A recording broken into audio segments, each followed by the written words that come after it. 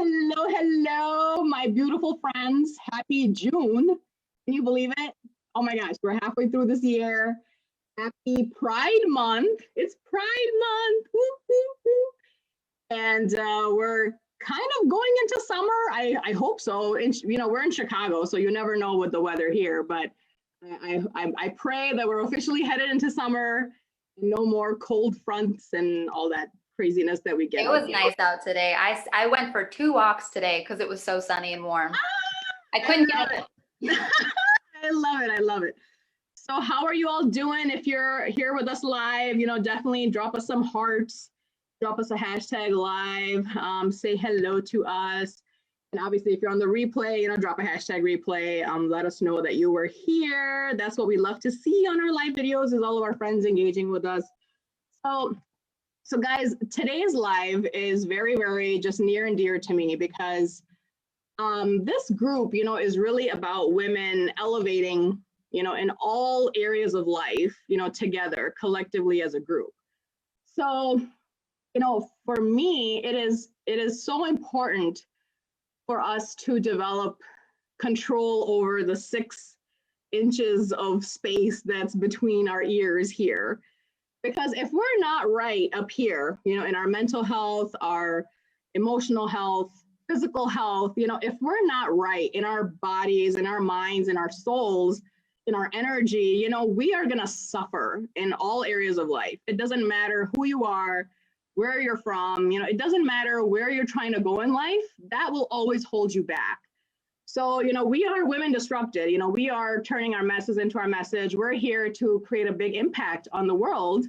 And we're here to help others, throughout this journey of life. So, for us to really master, that mindset is so huge, not just financially, not just, conquering our business marketing, not just, in like monetary things, because those are important too. But if we don't have our mindset right, man, it does, nothing matters. Nothing matters. You will not succeed to your fullest potential. So, today's topic is all about, our self-image, our body image, our relationship with food, how we view the world around us and how we view the world within us, because that is so huge. We live in a world full of selfies and filters and social media and this constant pressure, especially on us as women, to, look a certain way and to be a certain size. And, that in turn, reflects on so negatively upon us, and the extra stress that we put on ourselves, the COVID 30, or, how your body changes after having a baby, these are, like, full transparency, these are things that I've struggled with myself, because after having my daughter, my body drastically changed, and I had a tough time with that. I had a tough time with, postpartum depression, and really just figuring out and trying to keep up with all these changes, and not struggling with that comparatitis, not struggling with just kind of putting my blinders on and just focusing on myself. Like, that's hard to do sometimes, especially because we're so surrounded by all this noise constantly, and dealing with all these gurus, preaching all sorts of different things. Lindsey and I were talking prior to coming on live, and we talked about that there's too much information out there. That's the problem, is like, we know too much, and that causes an additional this frustration, right? Like, wait a minute, she said this, but then he said that, like, and who do I listen to? And, and then we get so frustrated that we just give up completely. We just give up. And so, I'm so just excited to have Lindsey on here, because she has really created something that I personally have never seen before. You guys know I'm a nurse. I come from the health field, but I've never seen it done the way Lindsey does it. So that's my goal for you guys, is to give you all the resources and tools and connections, and bringing you these subject matter experts to help you do exactly what this group is intended to do, and that is to elevate your life to that next level in all areas, physically, emotionally, financially, in your business, to really just help you become this well-rounded person, and to just simply fill in the gaps, because you are beautiful, ladies. You are beautiful just the way you are. And so let's, stop listening to all this noise, and let's listen to the expert who has been there and done that. I'm going to turn it over to Lindsey and have her share her story, because she came from that world of an eating disorder and whatnot. So I'm going to turn it over to you, my friend, and thank you for being here and giving us your time. I just love you.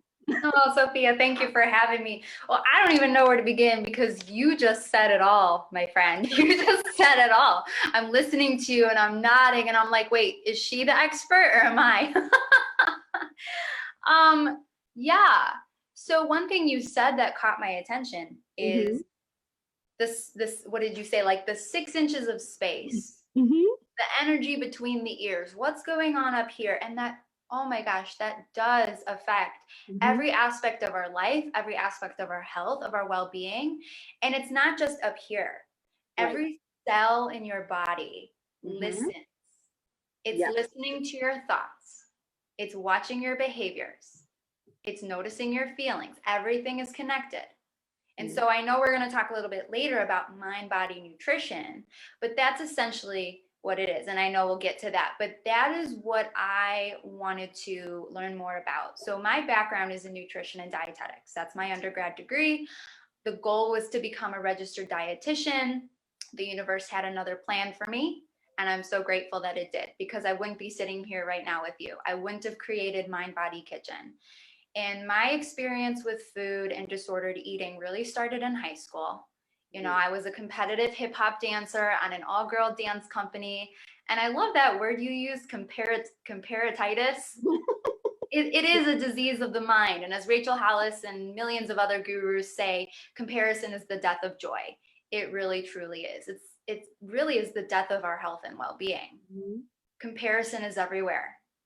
And I was constantly comparing my body to other people's bodies because it's kind of the world we live in. We think that the ideal body will somehow magically give you this ideal life or a better life.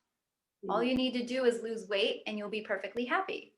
Well, I learned the hard way. That's not quite true. I was a healthy, active kid. I really didn't have a weight problem. But I told myself that I needed to lose this belly baby fat or whatever, and I needed to look better, and I needed to be different than what I was, which was already pretty damn perfect. So I started counting calories. And by the time I was a freshman in college, I was obsessive with food, borderline orthorexic, which is like having an obsession with healthy eating. And you can Google it and read about it. And it wasn't until later on, like looking back on my years in high school and college, like, oh, wow, I think I had an eating disorder. And it kind of went unnoticed because everyone around me just saw the healthy, happy Lindsey. They saw the confident smile. They saw me dancing. They saw me eating healthy and studying nutrition. So they just thought, oh, she's doing all the right things. She's fine. Nothing to worry about. But we as women do a really good job of hiding what's going on up here and what's going on in here. And so I was really struggling with food. And it finally got to a point, I was battling binge eating, and that binge restrict cycle lasted several years. And it finally got to a point where I was like, is it worth it? Like, is having the body, is losing another 5, 10, 15 pounds worth it? And mind you, I'm 5 feet tall and I was 5 feet tall and I was already 100 pounds. There was no more weight to lose. So that was kind of the pivotal moment when I was like 18, 19 years old. And I realized there's got to be a better way. And it was a long road to get to where I am now. And so that is my passion, helping women not only live the healthy, happy lifestyle they want, but doing it without struggle, without beating themselves up, without setting goals only to set themselves up for failure. So in a nutshell, that's why we're here. Yes. And I don't know. When did you know that there was a major problem, like with your eating habits? Like what was kind of that trigger point, or like that pivotal point that you said that this is not right, this is not okay? Like was it like an event that happened, or like was it just an emotion that was just so overwhelming that you just were like, screw this, I can't do this. Oh my gosh, you know? Yeah, there was kind of a moment. It was, when was it? It was in 2013, right? I was home from college, spring break or whatever, and I stepped on the scale and I had reached my goal weight. First time seeing that number on the scale. And I was like elated. I was so happy. I was so proud of myself. And that high only lasted like 30 seconds. Mm. And then there was like this complete shift in my mindset. I started going down a rabbit hole. Well, like I didn't feel, and I wouldn't have been able to put this into words in that moment, but looking back, this is what happened. I didn't feel fulfilled. I didn't get what I was really after, which was I thought I'd feel more confident. I thought I'd feel sexy. I thought I'd feel more successful. I thought I'd be happier. I thought I'd be healthier.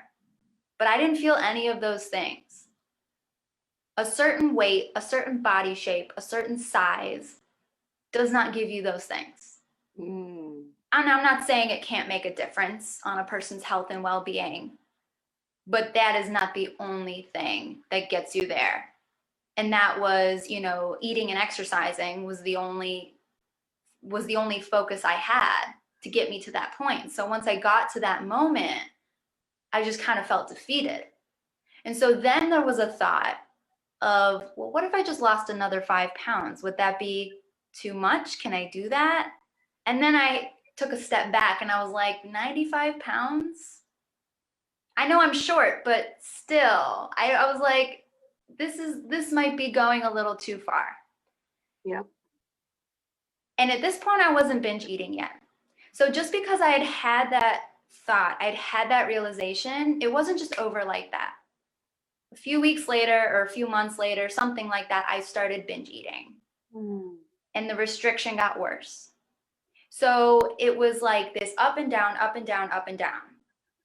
But that was the moment that I realized something was off, but I had already done so much damage up here that I didn't know how to undo that. Mm. I didn't know what I needed to know. You know what I mean? Mm-hmm, I didn't know mm-hmm. what I didn't know. Right, right. Wow. So when did you, so let's talk about Mind Body Kitchen and why did you choose to go this route versus kind of just getting a job as a dietitian, you know, kind of doing the corporate thing? Like why Mind Body Kitchen? And then why did you choose that title? Because I love the title so much too.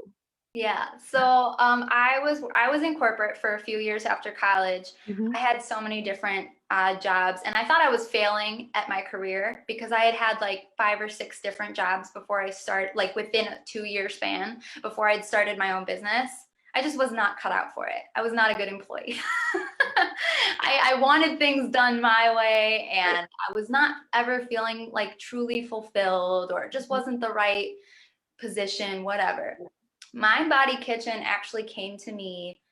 It was like a revelation. It popped into my head like a year and a half before I even officially named my LLC and quit my job as a dietary technician and decided to become a nutrition coach. I didn't know what the heck I was doing, but when the name came to me, I didn't know what it was yet, but I had this vision of people being in the kitchen, whether it's doing cooking classes or just having a meal, being with friends, being with their coaches, whoever.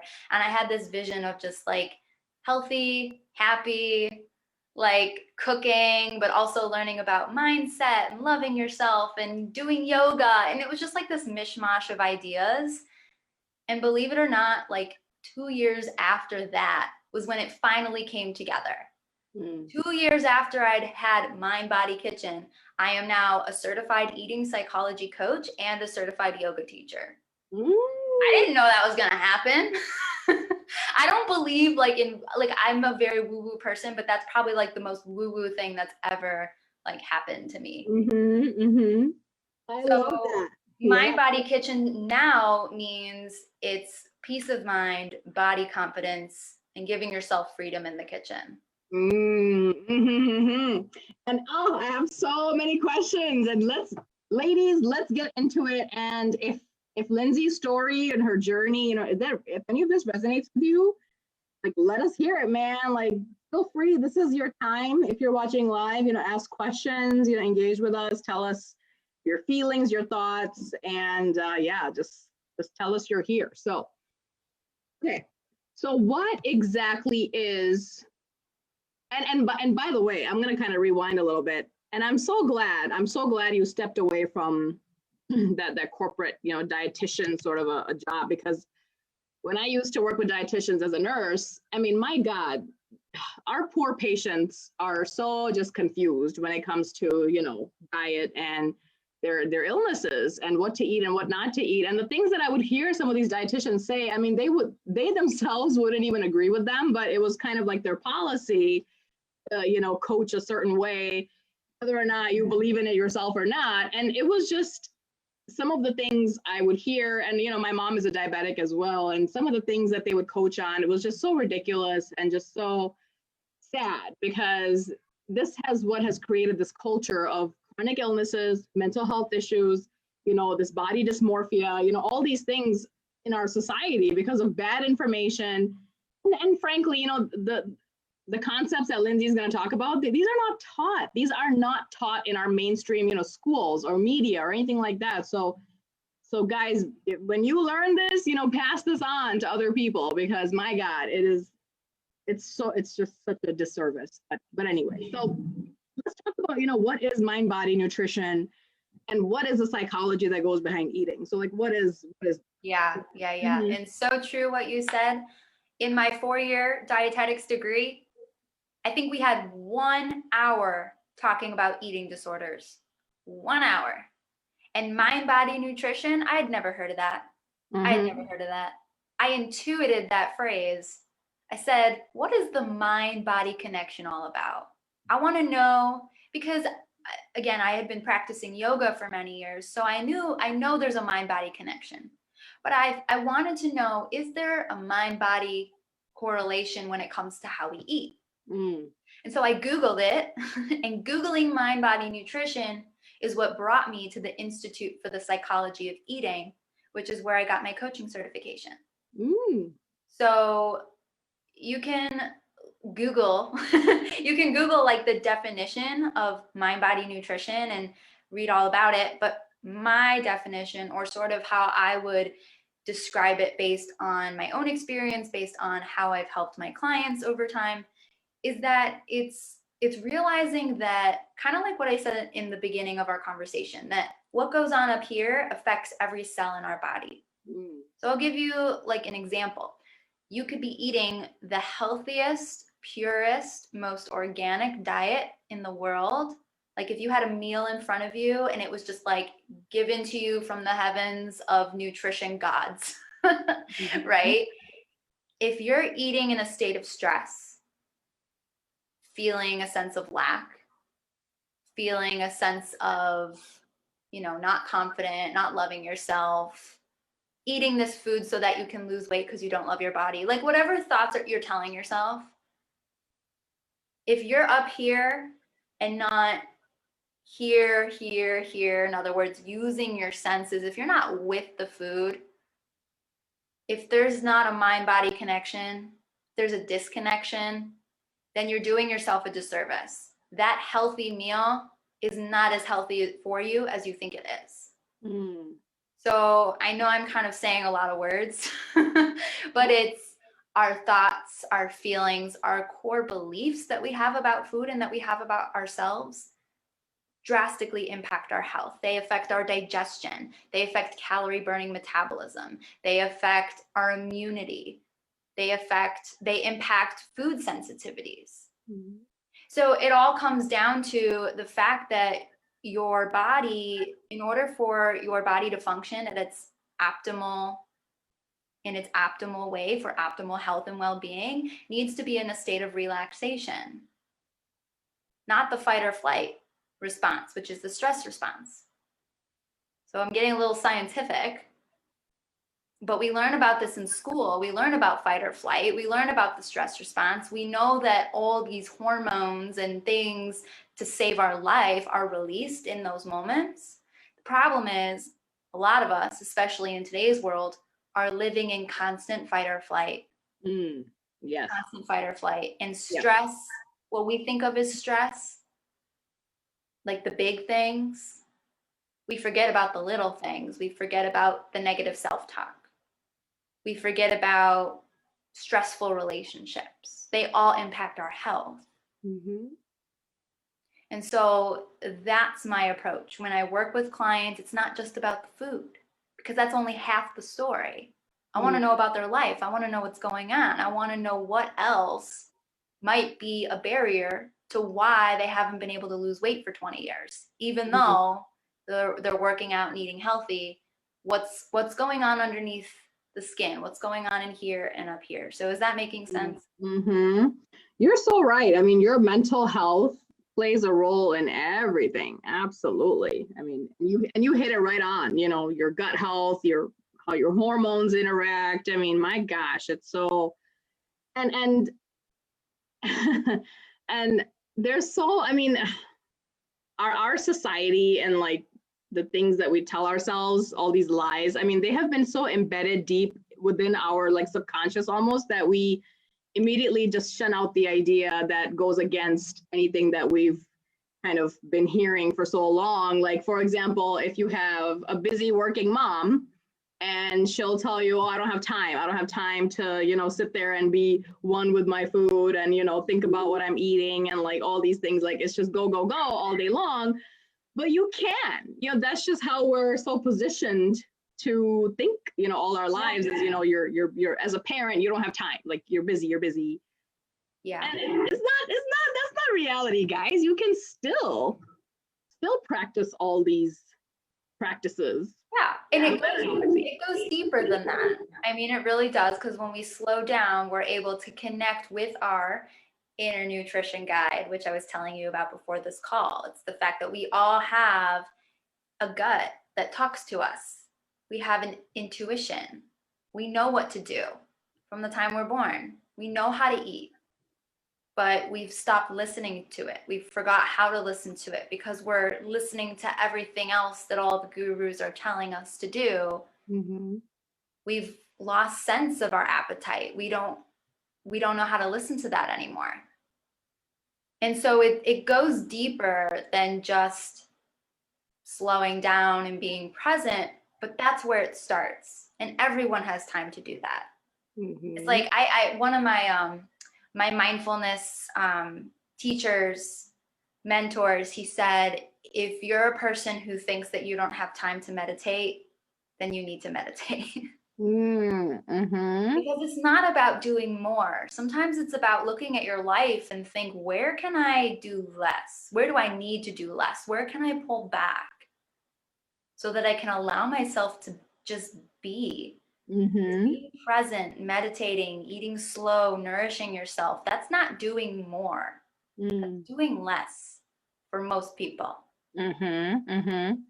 And I love that you said, it's deeper in a sense also that that's how we view ourselves, like that's truly how we respect ourselves in a way, is if you don't have the time, quote unquote, then you don't think that you're worthy of allowing that time for yourself or giving yourself, your body, that opportunity to speak to you and to work with you and you're not, like you said, because you're not listening to yourself, you're not considering yourself worthy. That is so huge what you said. And speaking of that, I'm writing a book. I think I told you this. I'm in the middle of writing my first book. One of my chapters that I just titled is Nature Does Not Hurry. Nature does not hurry. And everything happens in perfect timing. I think Lao Tzu said that, and it's just so true. We complain that we don't have time, but then when we try to do things quickly, they don't work. We go for the quick fixes, but we've been trying to see results on the quick fixes for decades. So it's time to give yourself, what I teach, my approach, it's all about saving you time so that you're not wasting the rest of your life trying to figure it out. Mm-hmm. Absolutely. That is so true. So, okay. So now let's kind of, because people are probably wondering like, well, Lindsey, okay, well then tell me what I should eat. Probably thinking like, okay, so what does it mean to create freedom in the kitchen? So like, what are some practices? Like, what are some things that you teach? Like what, Yeah, like, so like, let's get into some of that technical stuff. So like, I'm totally. standing in my kitchen. I'm in a Zen mode. I'm good. Like, what do I do? I know, it's so funny that you say that, because some people, they hear what I'm saying and then they get frustrated because it's still like, okay, just tell me what to do. Yeah, yeah. And you'll talk to business coaches that say the same thing. You know what to do. That's not the problem. So I'll give you the perfect example, the perfect number one tip. What does it mean to create freedom in the kitchen, and how can you create freedom in the kitchen? Yep. It sounds counterintuitive and it might scare you a little bit. But here's what it is. Give yourself permission to eat anything you want. That's it. Right. And I'm not saying like, okay, if you know you're lactose intolerant, don't go down a pint of ice cream. Like, just because you want it, like you have to use your brain as well. But people have such a fear of food. I mean, I have several clients where we actually talk through some of their trigger foods or their fear foods or their bad food list. And I have one client we're actually working on crossing off some of those. She wrote a list of fear foods and we're working through them one step at a time. And she's feeling so much freer just because she's giving herself permission. And I have another client, two other clients who told me that once they gave themselves permission, they didn't want it as bad.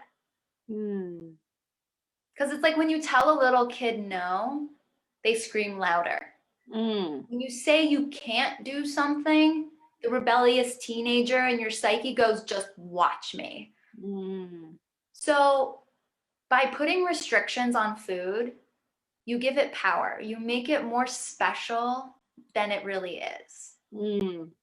But if you had a boatload of it sitting in front of you and you said, yeah, I could eat it or not, it doesn't become as powerful. It loses its power over time. Right. Right. So that's what I mean about giving yourself permission to eat. And will you overdo it? Yeah, you might.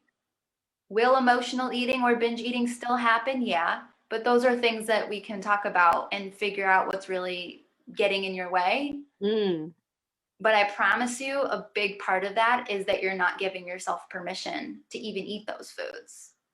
They're on your avoid list, do not eat list, can't have it list, should not have it list. Right. Get rid of the good and bad labels. Food is food and it's not more powerful than you are. Right. Because I've seen and I've experienced myself, both kind of ends of the spectrum. And it's all so much, now that you're talking, I'm like, man, it's all psychology, because there was a time in my life that I would restrict the hell out of every food, and I was miserable. I was so miserable because I would not give myself permission. I love sweets. Oh my gosh, that's like my, I have to have dessert after every meal. And that's okay. My friends know this. And I would restrict so much, Lindsey, and I would be just this crabby person all day because I wanted it so bad and I knew I couldn't, and I told myself I couldn't. And on the same end, after my daughter, I went into this deep depression and I was binge eating just left and right, just to kind of hide my emotions and just to kind of get through the day. And that was my comfort. And so it's so interesting how that psychology plays into it. Yeah. The foods we restrict, the foods we binge. Ooh, I like that. I want to write that down. Oh my God. I'm not the first person to say that, but I've heard it the first time. okay, then quote me. But yeah, I mean, it really does. Yeah. 99% of the time, it comes down to our relationship with food and our mindset around it. And guys, if you relate to this, holler, because my gosh, tell me I'm not the only one. You're not the only one. And you're right. And giving it that power, like you said, like I could have it, but then I couldn't, I also couldn't have it. Like I also could not at the same time, like just kind of just being kind of nonchalant about it, just either way, like not focusing so much on whether you can or can't. So And I'm sure a lot of people are wondering this too, because I know I do, and I know that you don't have a set routine or something set that you follow, but what does your kind of daily routine look like for yourself, like since you've been practicing this? Well, I'll tell you what I do is I make hydration a priority. Mm.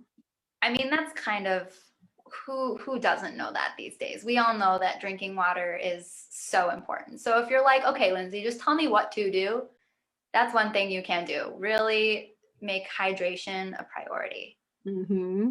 And in simplistic terms, that's why fruits and vegetables are so good for you, because they're full of water. Mm-hmm.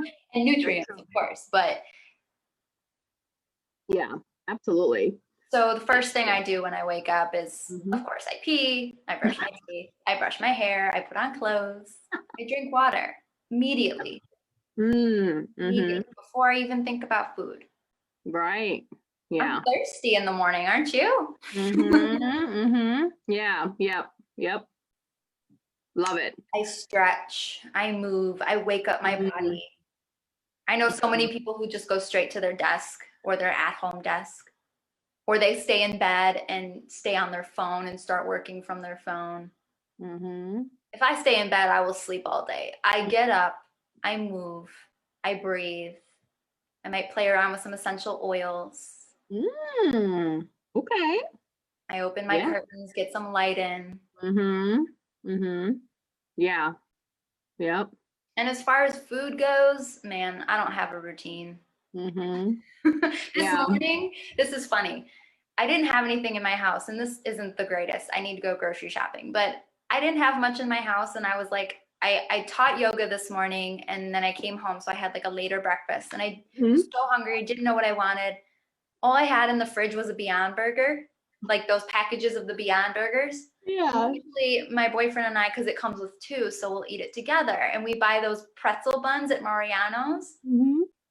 But I was like, this was the first time I'd ever made it without him. And I was like, it's all I have. But can I do that? Can I eat it without Jeremy? But I did. I did it anyway. I had a burger on a pretzel bun with guacamole at 9:30 this morning. Not something I would normally eat for breakfast, but I was like, you know what? That was pretty damn good. And I would do it again. Oh my God. I love that. Oh my gosh.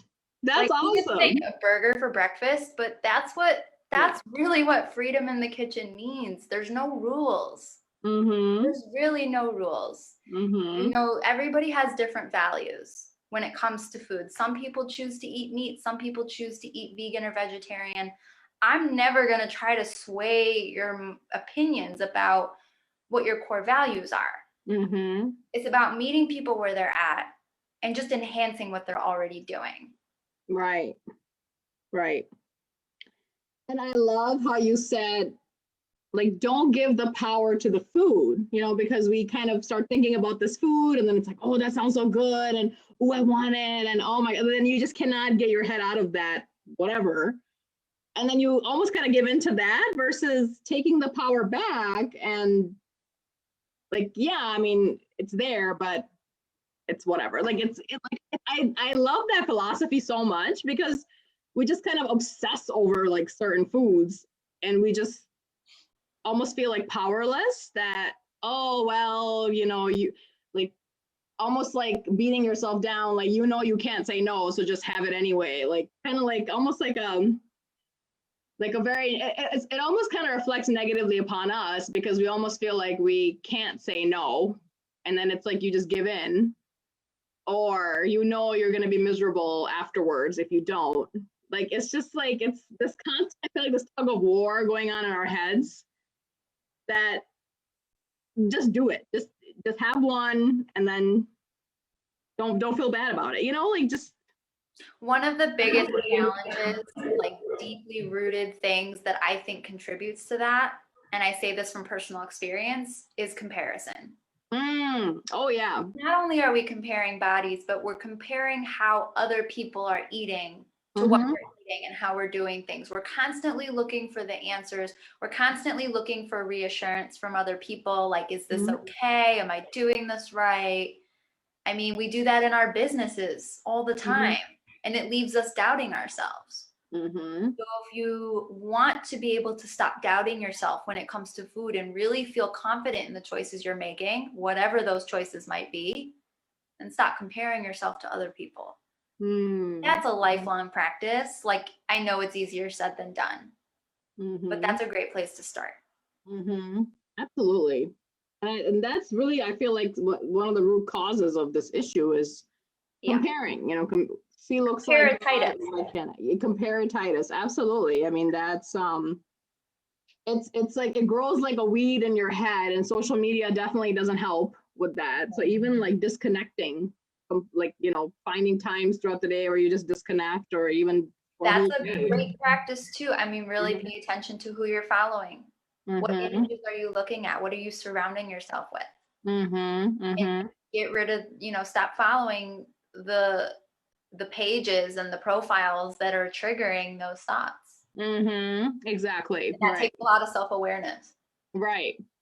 I mean, this is a huge mindset shift for me too, Lindsay, because man, like I've heard it all, and I've tried to follow many different things, and you know, it's we always talk about that balance, you know, like balance in our diets and in our up here, and you know, like with our relationships. I mean, like with our work-life balance and all these things that are preached to us. But I feel like if you're not right up here, it doesn't matter. There is no such thing if you're not conquering, again, that 6 inches of space, right? Exactly. And like you said, it's getting preached to us left and right, whether it's for our personal well-being or our businesses. So seriously, if whoever's out there watching, if you need support with this, whether it's me or someone else, get the support you need, because a lot of these topics are big and they can go right over our heads, even though we've heard them a million times. But a coach can help you break it down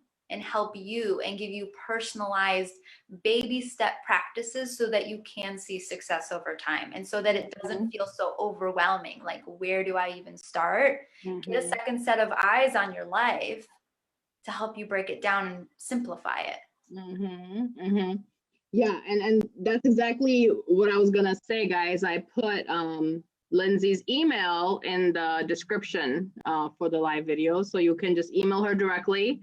And also check out her website. It's got some pretty cool things in there too.